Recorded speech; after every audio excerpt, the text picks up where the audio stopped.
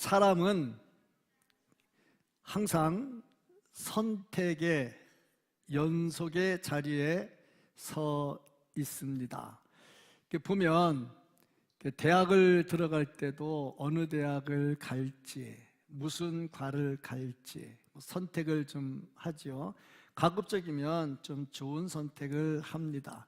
오늘 아침에 나올 때도 넥타이를 3개를 들고 어느가 맬까, 이거 맬까, 저거 맬까 고르다가 메고 나왔는데 어차피 그 넥타이가 그 넥타이인데 그날 컨디션 따라 조금씩 달라지기는 하는 것 같아요. 어쨌든 간에 사는 게 선택인데 가급적 선택을 하려면 좋은 선택을 해야 되겠죠. 좋은 선택이라 하는 것은 근시안적 선택이 아니라 좀 더 멀리 보고 선택을 하는 겁니다. 지금 시대가 엄청나게 빠르게 변하고 있어요. AI 시대가 이제 AGI 시대가 되고 AGI 시대가 ASI 시대가 되게 되면 진짜 엄청나게 바뀔 텐데 AGI 시대를 지금 예상하기 2050년으로 보고 있어요. 그런데 그 우리 생각이고 컴퓨터는 워낙 빠르니까 이게 5년 내에 올 수도 있다는 얘기야. 5년 내에 우리가 컴퓨터 앞 밑에 가서 네 하고 살아야 될 때가 온다는 거죠. 그러고 보니까 학교 선택, 학과 선택, 직업 선택 참 중요해요. 예전에 우리 형님 보니까 기술 갖고 있었는데 무슨 기술을 가졌냐면은 긴 그 봉에다가 유리 묻혀가지고 후 불어서 병 만드는 거, 그 고급 기술이거든요. 그런데 실업자 됐잖아요. 왜? 자동화되면서 완전 실업자 됐어요. 그거 보니까 기술이 좋다고 해서 뭐 잘 되는 게 아니고 미래를 볼 줄 알아야 돼. 지금 당장은 요 대학에 요 과가 좋고 지금 당장은 요게 돈 벌 직업이 되는 것 같아. 그런데 요게 몇 년 지나면 완전히 문 닫는 게 생길 수가 있다 하는 거죠.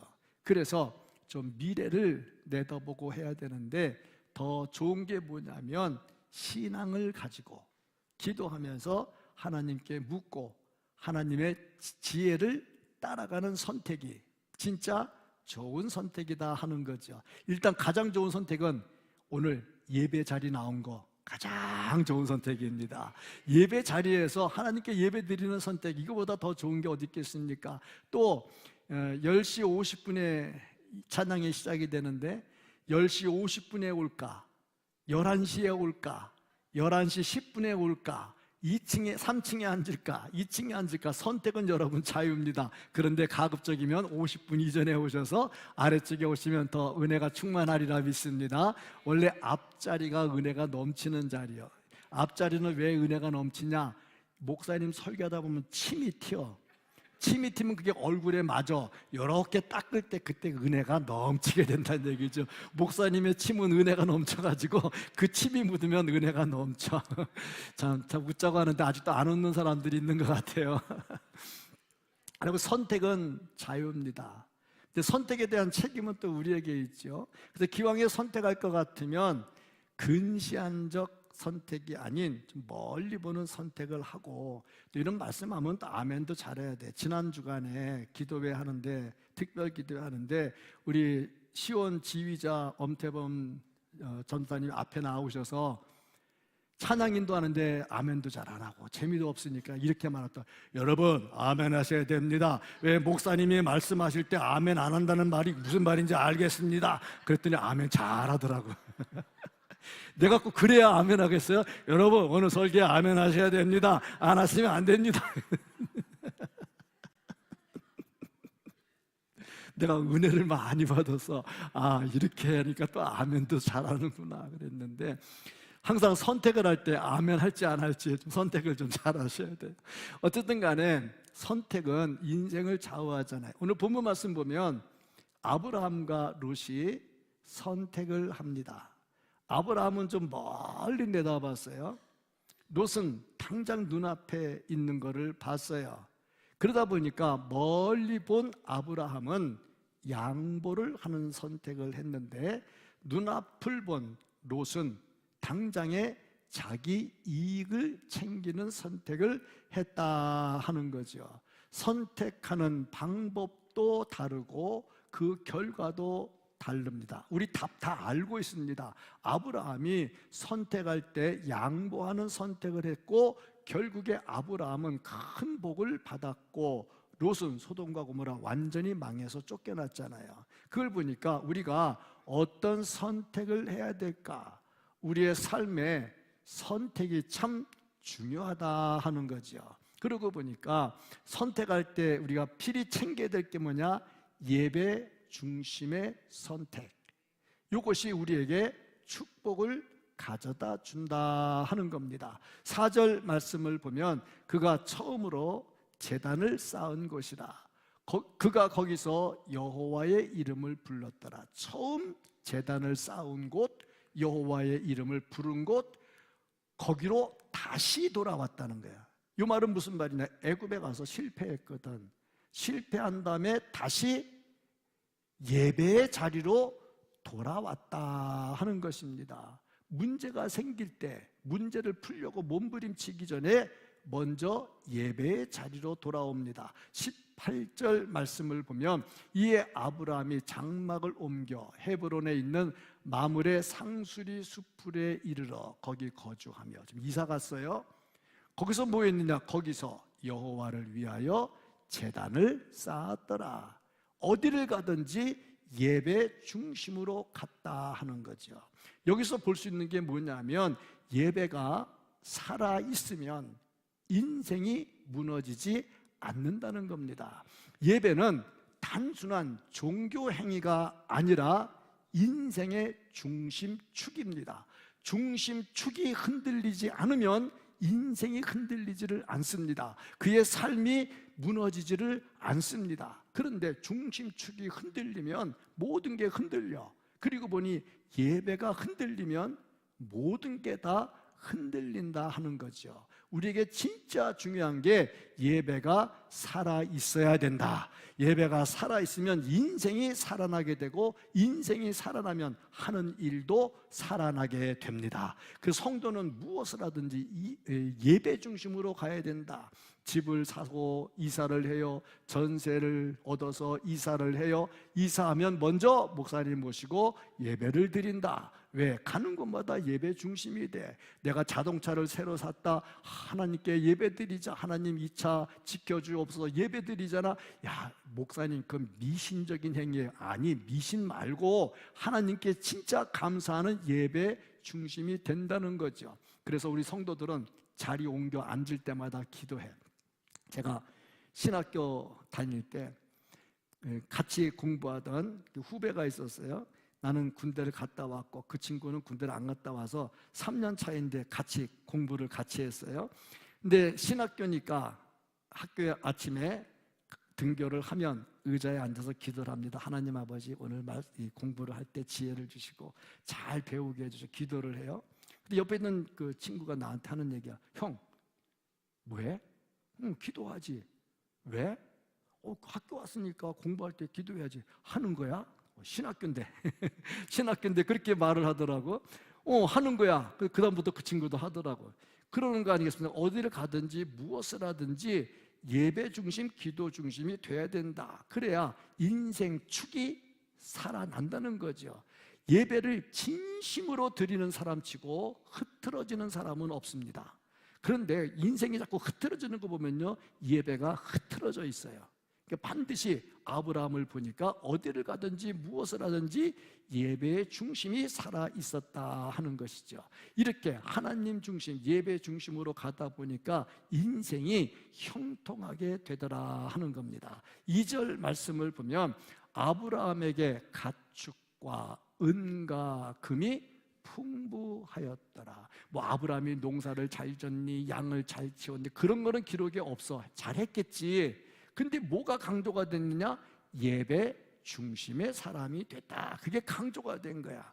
그런데 은과 금이 풍족하게 됐어. 예배 잘 드리면 하나님께서 물질의 복도 더해 주시는 줄로 믿습니다. 장사를 하는데 옛날에 그랬어요. 장사를 하는데 주일날 장사를 하다 보니까 예배가 안 되는 거야. 그런데 하나님께 기도해서 하나님 아버지 주일날 매상이 제일 많이 오르는데 내가 주일날 장사 안 하면 되겠다. 요즘은 좀 모르겠어. 옛날엔 그랬어. 기도를 하면서 굳게 마음 먹고 작정을 했어. 하나님 제가요 주일날 문 닫겠습니다. 그리고 열심히 하겠습니다. 내가 토요일날 매상이 2배로 오르더래. 그러니까 예배 중심으로 가면 안 될 것 같은데 되거든. 항상 그렇습니다. 애들 공부할 때 공부가 되느니 안 되느니 그런데 기도가 살아나면요 애들 공부도 살아납니다. 왜냐? 예배가 중심축이거든. 인생의 중심축이다 하는 거지요. 그러니까 예배가 살아나면 물질도 살아나지요, 건강도 살아나지요. 하나님과의 관계가 좋으니까 인생의 질서가 살아나지요, 영이 살아나지요. 그러니까 판단도 올바로 하지요. 아브라함 계속 판단이 올바랐잖아요. 롯은 판단이 올바르지 않았잖아요. 계속 판단이 올바르고 삶이 정돈이 되고 하나님께서 공급해 주시더라. 그래서 예배가 살아나면 영으로 잘 되고 육으로 잘 됩니다. 그래서 우리가 항상 뭔가 판단하고 선택할 때에 예배 중심적으로 해야 되겠다 하는 겁니다. 이렇게 해가지고 아브라함이 축복을 많이 받았지요. 너무너무 양과 소가 때를 잃어서 많아가지고 롯과 같이 있을 수가 없어서 같이 이제 못 있으니까 서로 헤어져야 할 때가 왔지요. 자, 그런데 여기서 우리가 볼 게 뭐냐면 축복은 좋은 건데 이 축복 때문에 싸움하면 안 되겠다는 거예요. 축복이 싸움으로 바뀌면 안 되겠다는 것입니다. 아브라함이 복을 많이 받았어요. 롯도 같이 복을 받았어요. 왜 롯이 복을 받았느냐? 롯도 복을 받았으니까. 아직 이해를 못 하시는 분 제가 한 번 더 설명해 드려야 돼요. 롯도 복을 받았어요. 그래서 아브라함은 아직도 이해가 안 되시는 분은 이따 국수 먹을 때 제 옆에 오시면 제가 설명을 해드릴게. 그런데 문제는 둘 다 복을 받으니까 문제가 된 거야. 왜? 풀과 물은 한정돼 있거든. 근데 자꾸 재산은 늘어나니까 아브라함과 롯은 문제가 안 돼. 근데 그 종들이 서로 다퉈. 자기가 먼저 물 먹이려고, 먼저 풀 뜯기려고 하다 보니까 다툼이 생겼어. 그리고 보니 항상 우리가 알아야 될 거, 하나님이 주신 축복을 잘 사용해야지.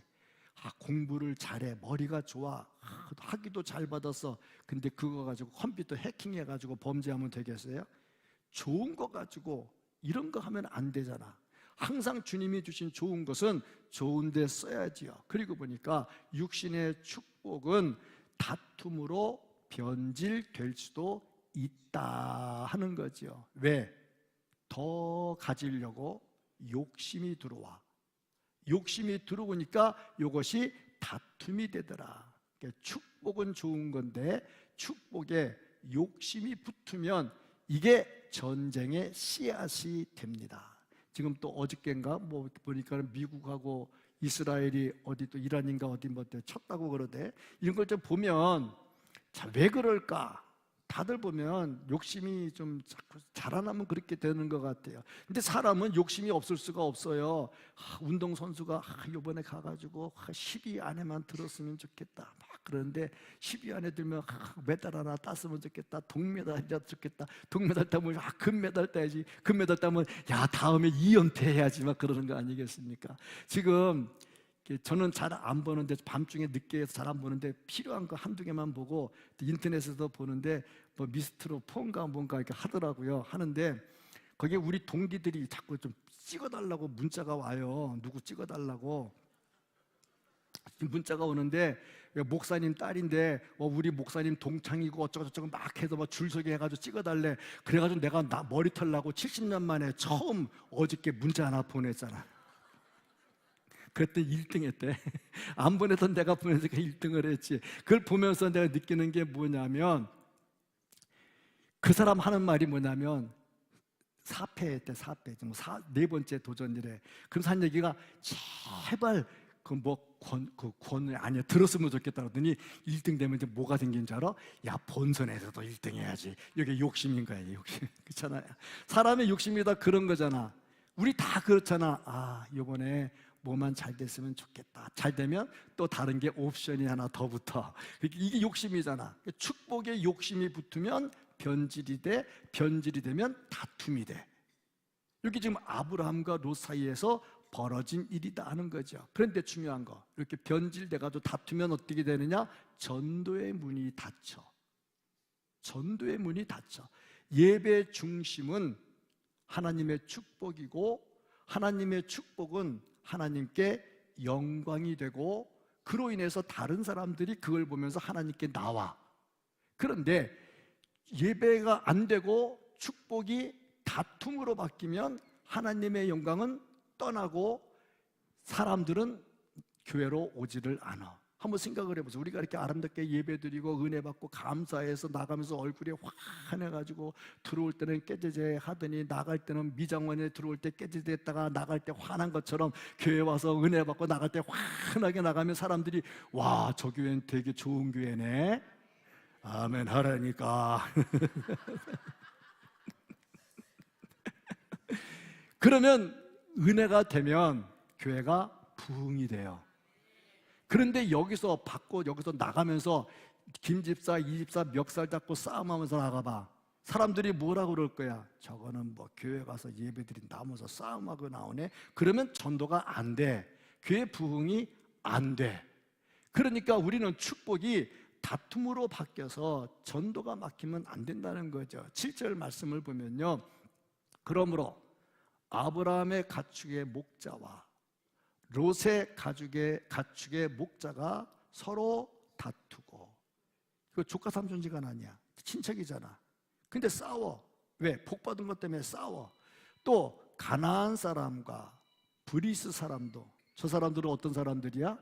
하나님을 안 믿는 사람들이야. 이방 사람들이야.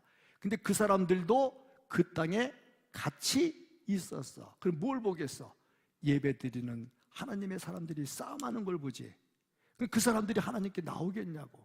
이게 교회 부흥의 비결인 거야.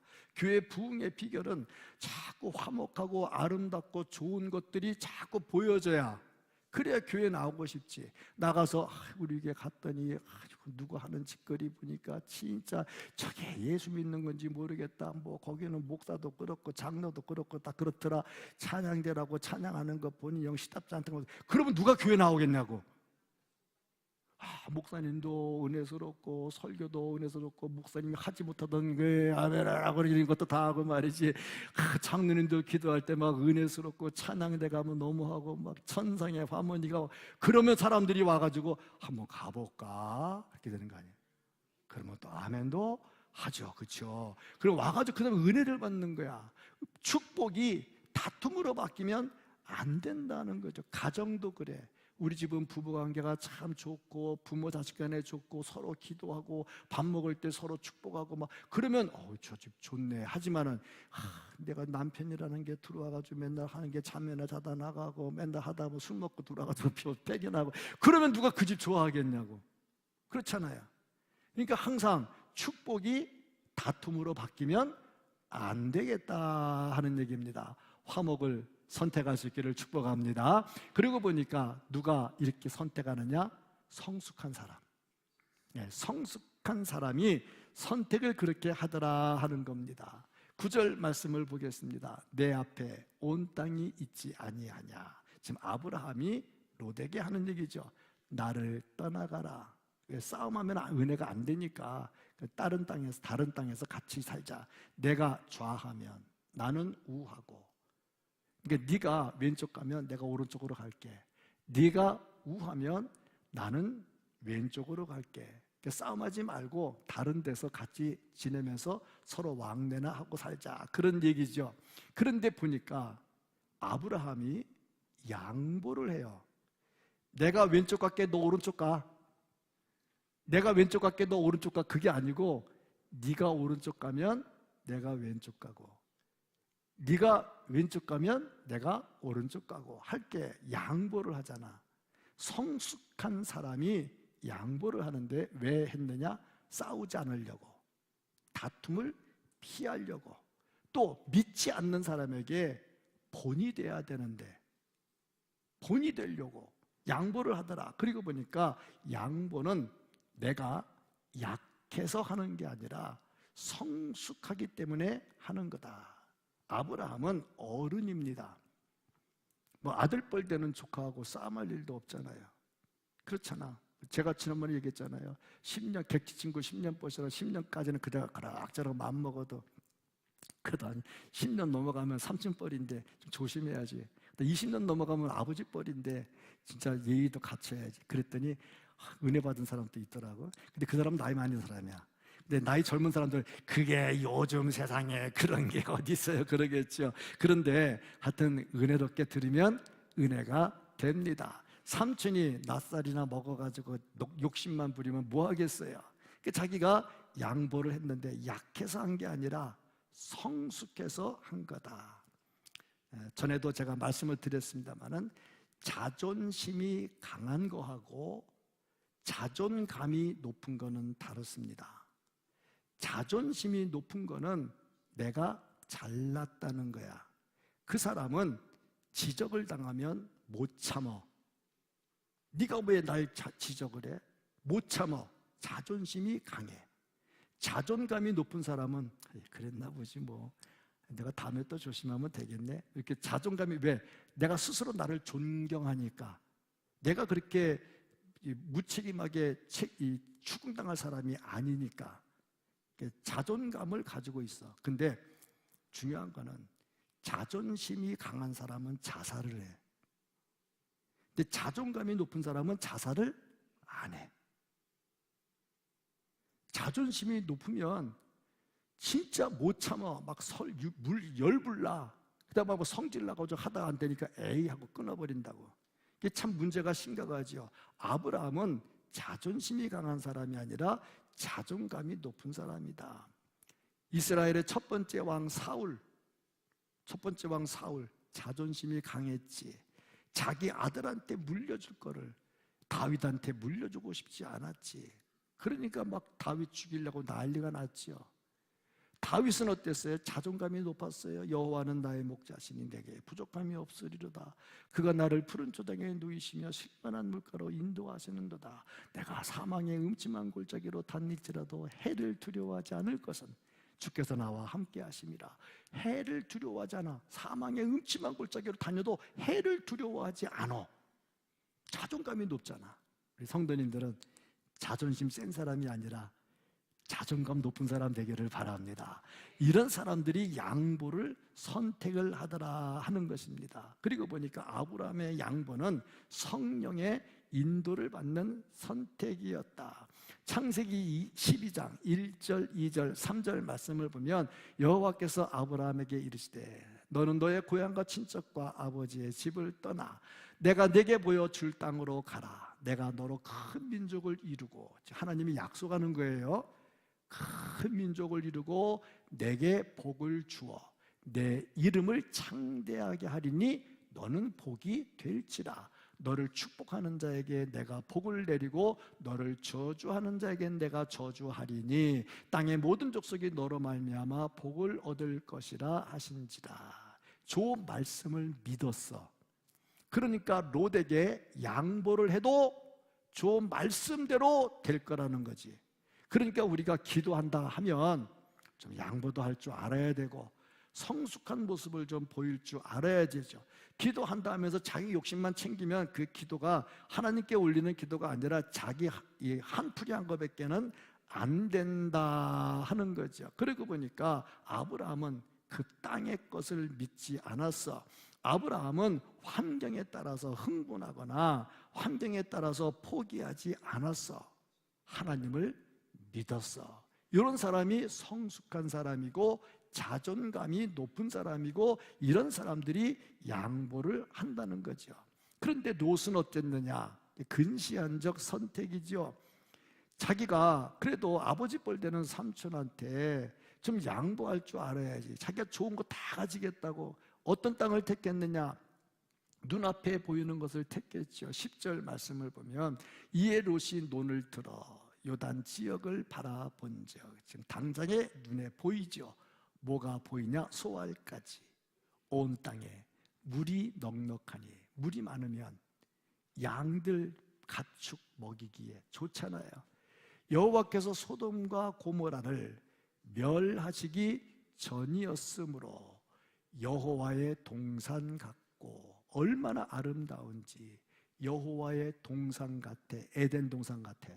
모자란 게 없잖아. 애굽 땅과 같았더라. 애굽 땅이 얼마나 좋냐면 나일강이 범람하면 물이 쫙 흩어져 가지고 땅을 기름지게 만들어서 농사가 잘 돼.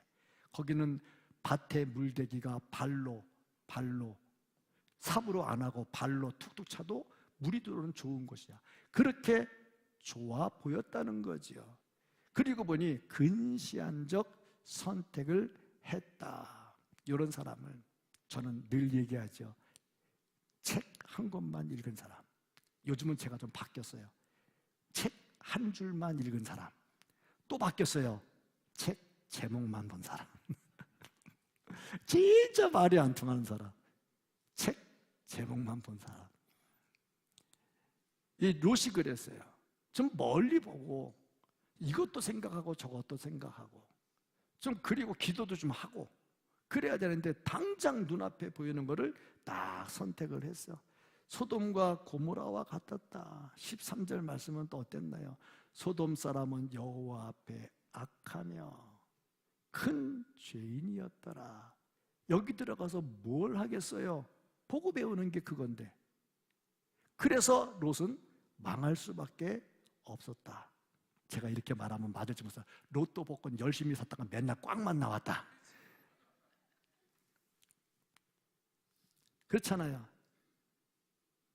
인생이 이렇게 꼬여서 에덴 동산이 얼마나 좋았습니까? 근데 거기에 선악을 알게 하는 나무가 있었잖아. 근데 아담이 그거를 볼 때 어땠습니까? 하와가 볼 때 보암직도 하고 먹음직도 하고 지혜롭게 할 만큼 탐스럽기도 하고 얼마나 좋아. 원래 망하기 직전은 아름다워요. 폼페이 화산으로 망했잖아요. 얼마나 아름다운 도시였습니까? 다시 폼페이 재건한 거 보니까요, 그 당시의 문화를 보면요 진짜 사치하고 퇴락한 문화에 살았어요. 망하기 직전의 도시의 모습이 바로 보이더라 하는 겁니다. 그리고 보니 근시안적 선택을 하면 결국에는 다 무너지더라. 아브라함은 어땠을까? 멀리 바라보니 저 철딱선이 없는 롯이 좋은 것만 선택하는데, 그래 너 가져라, 나는 하나님의 말씀을 믿으니까 하나님께서 나에게 주실 거야. 그러니까 양보가 되는 거죠. 이게 성숙한 모습이고 이게 좀 멀리 보는 선택이다 하는 겁니다. 근데 중요한 거, 이렇게 이제 아브라함과 롯이 갈라지게 됐어요. 근데 롯이 떠나갔죠. 떠나간 다음에 어떤 일이 일어났느냐? 14절 말씀을 보면 하나님이 찾아오시죠. 롯이 아브라함을 떠난 후에, 롯이 떠났어요. 어떤 롯? 근시안적 사고를 가지고 자기 욕심만 챙기는 롯이 떠났어요. 그래서 어떤 일이 일어났냐? 여호와께서 아브라함을 찾아오셔요. 이르시되 너는 눈을 들어 너 있는 곳에서 북쪽과 남쪽 그리고 동쪽과 서쪽을 바라보라. 아니 롯이 좋은 거 다 같이 갔는데 거기 뭐가 있겠어? 바라보라. 그래서 말씀을 주셔. 여기서 볼 수 있는 게 뭐냐면 근시안적 사고를 가진 사람이 무리 가운데 있으면 그 모임은 시끄러워. 그래서 그 사람이 좀 멀리 보는 눈을 가질 수 있든지 아니면 그 자리를 비워버려야 돼. 그래야 평화가 찾아와.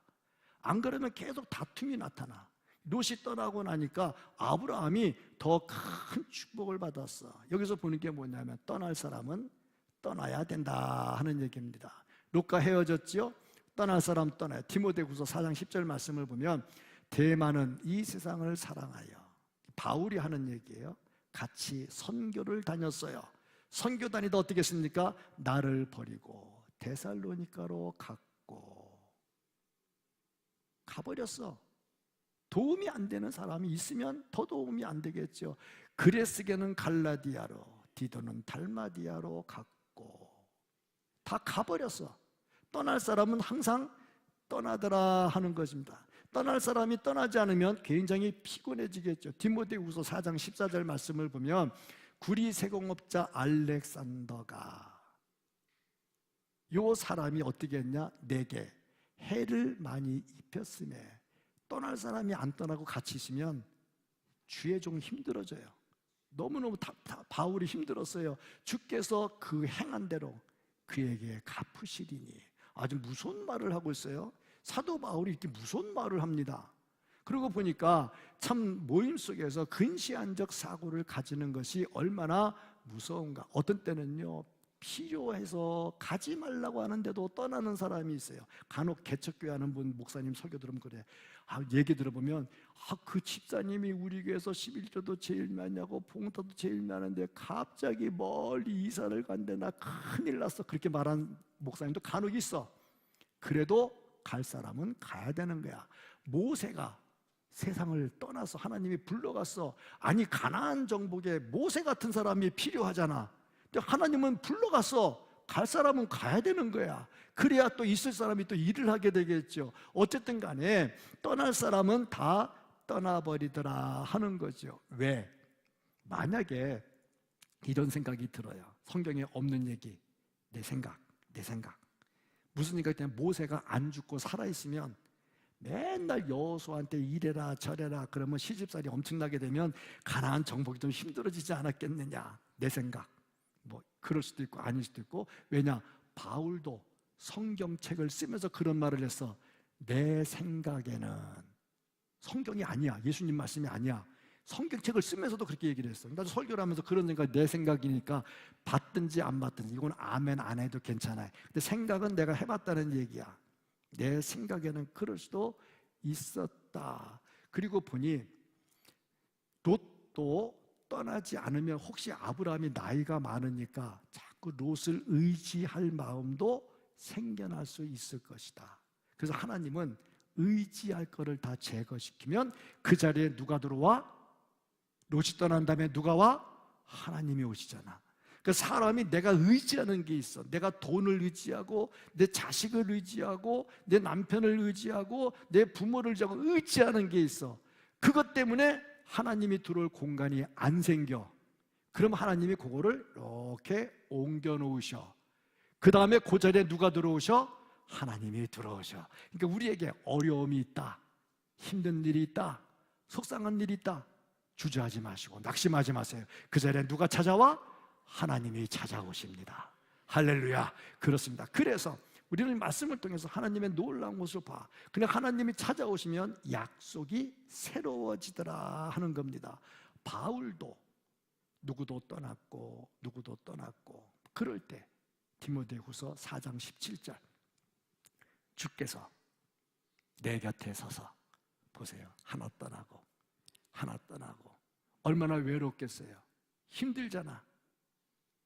평생을 같이 했던 사람 떠나면 얼마나 힘들어요. 힘들잖아. 그때 그 자리에 누가 찾아오시느냐? 주께서 내 곁에 서서 나에게 뭘 줘요? 힘을 주셔요. 나에게 힘을 주셔.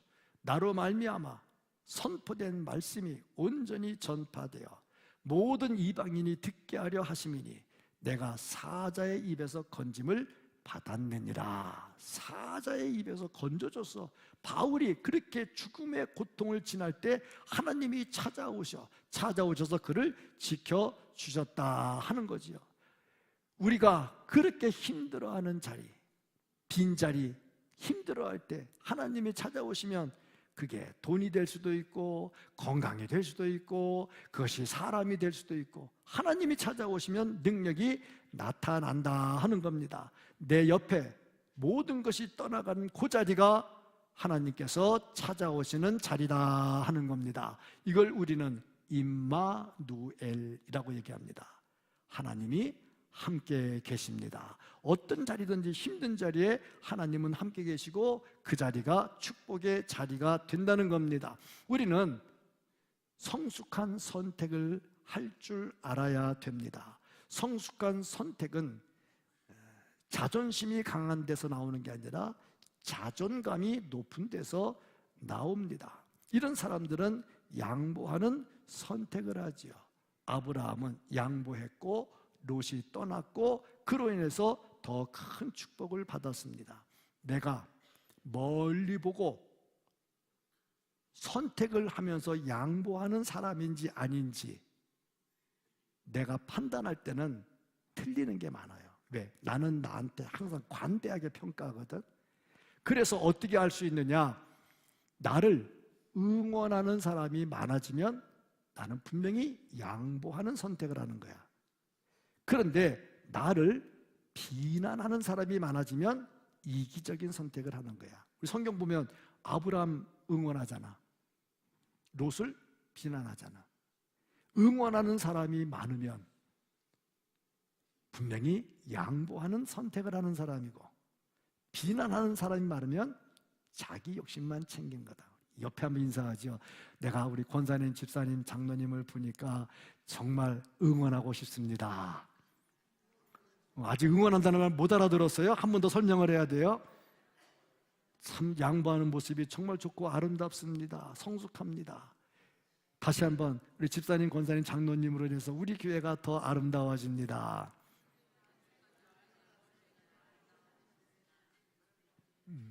이런 은혜가 우리 모두에게 있기를 예수님 이름으로 축복합니다.